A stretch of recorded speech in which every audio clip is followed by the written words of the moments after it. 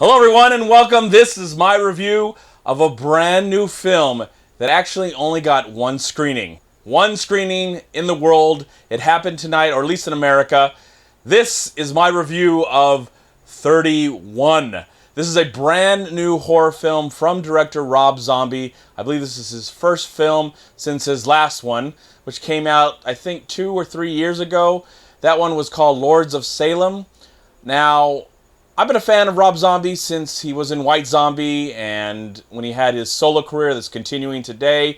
I've just really been a fan, and I was really excited when he had his first movie. I think it got released in 2003. It took a while for it to actually get released, but I liked House of a Thousand Corpses. I liked The Devil's Rejects. I loved, well, I would say I'm between and I loved the Halloween remake. Then he made Halloween 2, and what can I say? And then Lords of Salem came out a few years ago, and I was very disappointed, and I absolutely hated that film. Still have much respect for Rob Zombie and his work and his vision and his whole weird, strange outlook at life that I don't really agree with or, believe in or worship, but I think he's talented. I think he's extremely talented, and I was excited to see his brand new movie. Sadly, it's really only got one screening. It happened tonight.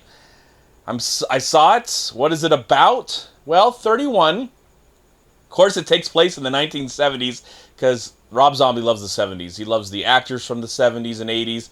He loves the time. He loves the music. And if you are a fan of Rob Zombie, you expect that we're going to be going back to the 1970s. But this one takes place somewhere in America on October 31st, October 31st, 1976. All right. Sherry Moon Zombie, his wife, of course, is the star of the film, but we get to know this group of carnival workers as they're traveling probably to their next location. In the process, they're attacked, they're put into this weird game, and the game is called 31, and they have to survive the night. I think they have 24 hours or 10 hours or some amount of hours to survive the night as these killers are trying to attack them.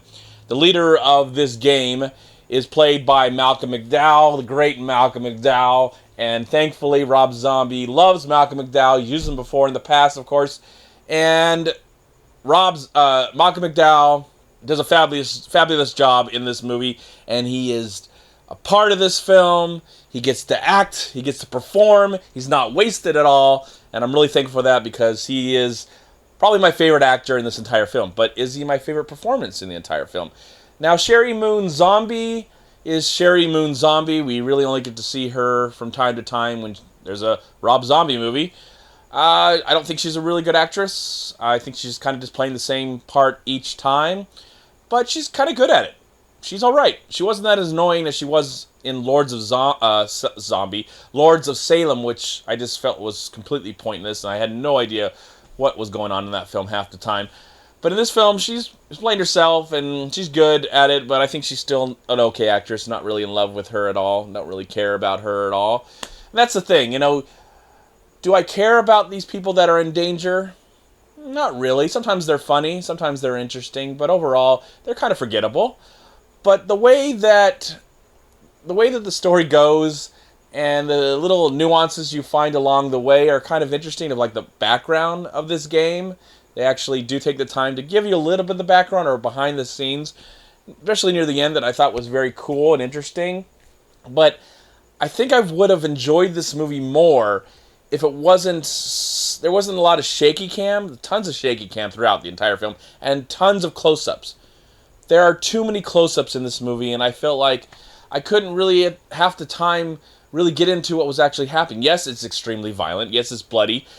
I don't think Rob Zombie's a fan of CGI effects, so I think this film is entirely practical, which is nice. So there are some violent scenes in the film, and they're disgusting. They're awful, and that's a good thing to say. They're a good awful. They're not a bad awful. But I would have liked maybe the camera to pull back a little bit and show us more of the action and maybe not shake so much. It's just constantly shaking all the time. And I know it's supposed to create some sort of nervousness, And sometimes that does work, but for this one, it just felt like it was lazy, and we're just going to shoot the faces mainly and shake the camera a lot. And I was like, man, I'd like to see more of the production value in the background, the art direction, because there is some nice stuff, especially in the gamers, in their because they're all dressed up in outrageous outfits like Amadeus and stuff like that, and it's kind of cool. But when we get into the game, the only things that looks really interesting are these people that are dressed up as clowns, or there's this Nazi little person who I think he's speaking Spanish mainly the whole time, maybe some other language too. So I like the bad guys more than I like the good guys, and I think that's probably the point anyways. Rob Zombie's more interested in the evilness of society than in the good. And, I like that too when it comes to movies, not, of course, real life. I doubt that Rob Zombie likes real violence. I think he's like Quentin Tarantino. He loves movie violence. He loves movie magic, movies, and he's more interested in doing stories like this than the happy, there's no rainbow, there's no flowers, there's no pixies and magical things. This is definitely through the mind of a madman who's very talented and clearly loves this stuff. What else to talk about before I end? Oh, I do want to talk about some of the supporting cast in the film. I will point out that Elizabeth Daily, a really great actress in the 1980s, she's a voice actress as well, and she was in Pee-wee's Big Adventure, and she sang in Better Off Dead. She was really good in the movie. They gave her a lot to do in this film. Also, Meg Foster, who I think was in Masters of the Universe, and the one with Rowdy Piper that I can't think of right. They live. So, everybody seems like, even though I didn't love the good people, or the so-called good people, as much as I love the bad people, everybody seemed like they had something to do in the film when they were there. Overacting and cheesy dialogue was around, and there's a lot of other little small parts. It was great to see Tracy Walter in the film, had a small part, and many others. But I want to point out, before I end the review, my favorite character in the film was called Doomhead. And he kind of has this really great monologue in the beginning of the film and somewhere in the middle of the film. And it's an actor named Richard Brake.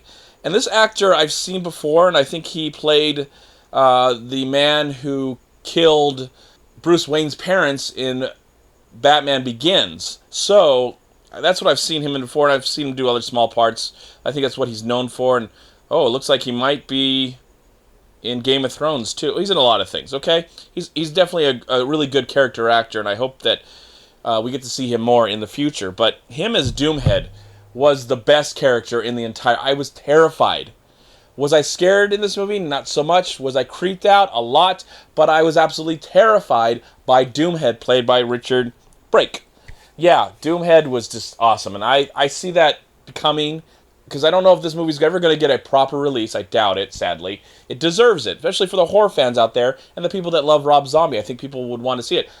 I really enjoyed it too. I'm not a huge fan of Rob Zombie, and I was disappointed in his last film, but this is definitely a solid return to form from director Rob Zombie. He's in his element. I do wish things were different in some things that I mentioned, but overall, it was enjoyable. It is what it was supposed to be, and I think it definitely can maybe create a franchise out of this, and also create a cult fascination about this too, because I think it's worthy of that cult aspect as well. I liked it. I thought it was a good film. I definitely mainly would recommend it to horror fans, because I think it's a good, solid horror film. Not for everyone, of course. But for the horror fans out there, and if you love Rob Zombie, I think this is a solid return to form from him as a director. And that's about it. So there's my comments on a review and comments on the brand new Rob Zombie movie, 31. I liked it. Let me know if you had a chance to see it tonight or some other means. And I am going to give the film 31.